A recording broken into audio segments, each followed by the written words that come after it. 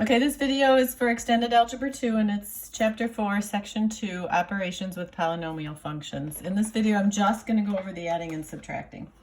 So you've done this before. It's basically for the adding and subtracting polynomials. It's basically combine like terms. So like terms have the same variable with the same exponent. So if you look at these two examples, they're both x's, but this has a power of 2 and this has a power of 1. So these are not like terms. Exponents have to match. If you look at this one, both y's, both have an exponent of 3 or a power of 3. Those are like terms. So that would be a yes.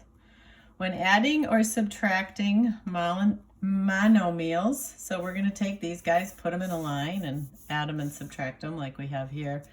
You add or subtract the coefficients. So if you have a monomial like this, this is the coefficient, the number multiplied by the variable. And you keep the exponents the same. So let me use this as an example. If these two monomials were added together, you'd say, oh, these are like terms. Y to the third power, y to the third power. So I can combine these. I'm just going to combine or add the coefficients. -4 plus 10 is 6. The y to the third comes along for the ride, I like to say. Okay, so when you're doing these are all add. Now remember, on a quiz or test, problems are going to be mixed up. So the first thing you want to do is look at what you're doing. And if you see a plus, then you can say, okay, I'm ready to go on this one. Don't have to slow down, don't have to do any extra special steps. I can go right to combining like terms. So then you want to identify your like terms. Well, here is an x to the second power, and here is an x to the second power. So those are like terms. So those I'm going to combine. Plain old x, or x to the first power. And here's another plain old x, or x to the first power. Those are like terms. I will combine those. Number, or constant, without a variable. Those are like terms. I can combine those. So I do this identifying, so when it comes to combining, it's easier. Squiggly underlines I can combine.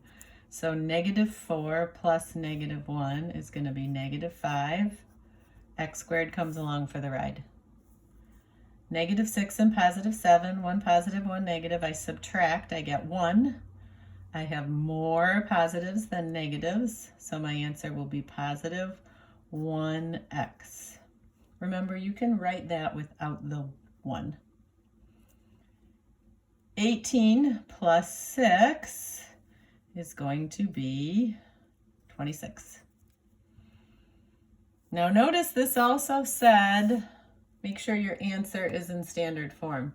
So I'm in standard form right now because remember, standard form is the biggest variable comes first. I'm sorry, not the biggest variable. The biggest exponent comes first, then the next biggest, then the constant.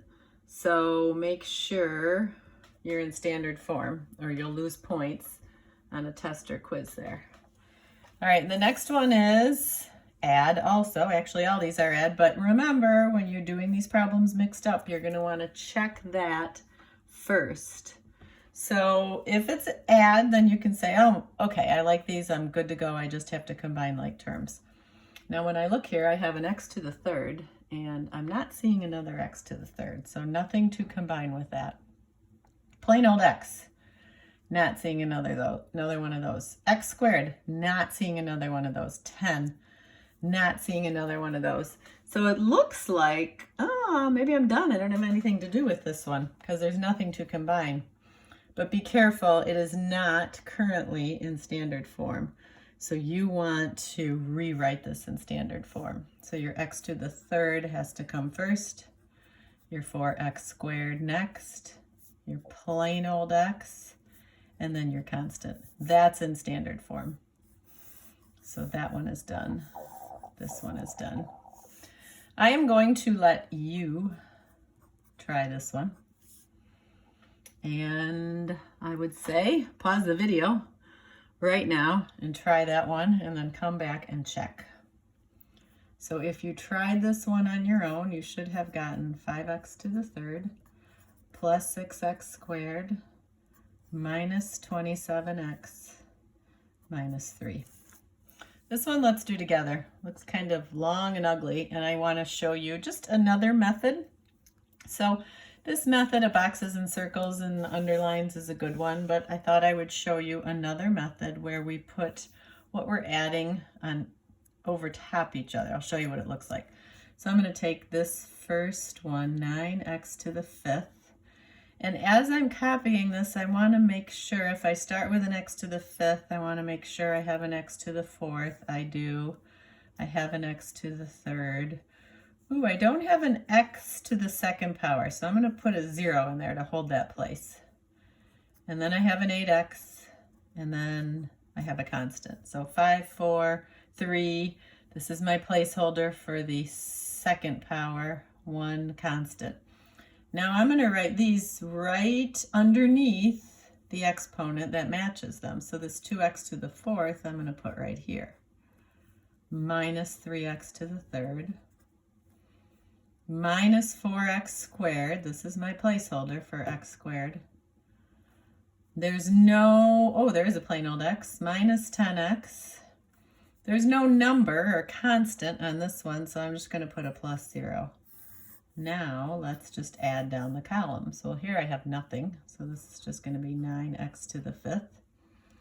2 plus 1 is 3x to the fourth.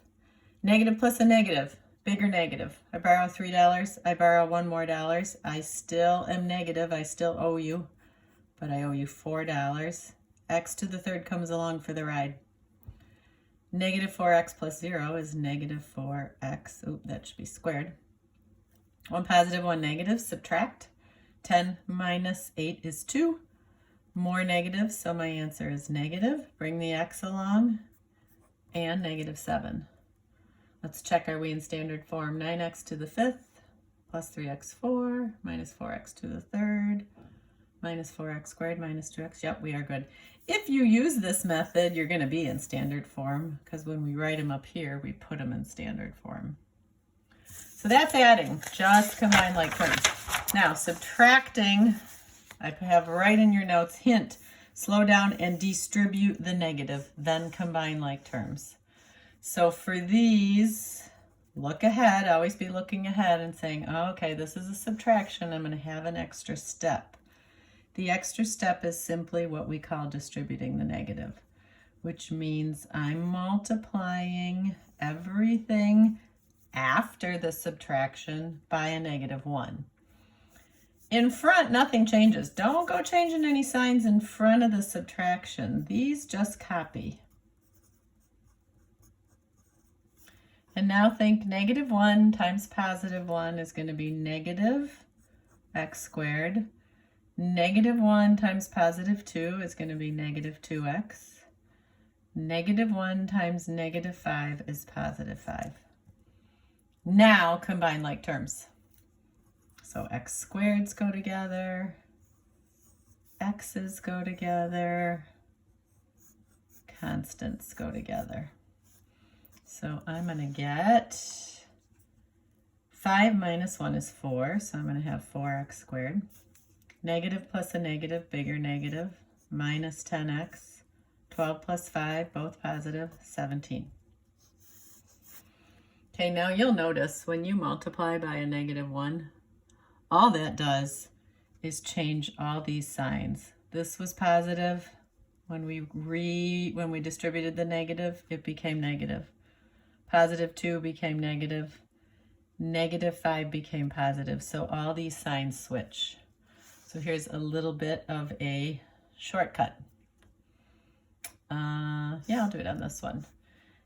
Okay, slow down. Oh, I got a subtraction. I need to do that distributing the negative. Everything in front of the subtraction is not going to change, so I'm going to copy that. And then just cover up and look at the parenthesis after the subtraction. Everything you see in there, you're going to write the opposite. So positive 4x squared, you're going to write negative 4x squared. Negative 15, you're going to write positive 15. This is another one of those where there's no like terms to combine, but we need to put it in standard form. So x to the third comes first, then x squared, then plain old x, then 15.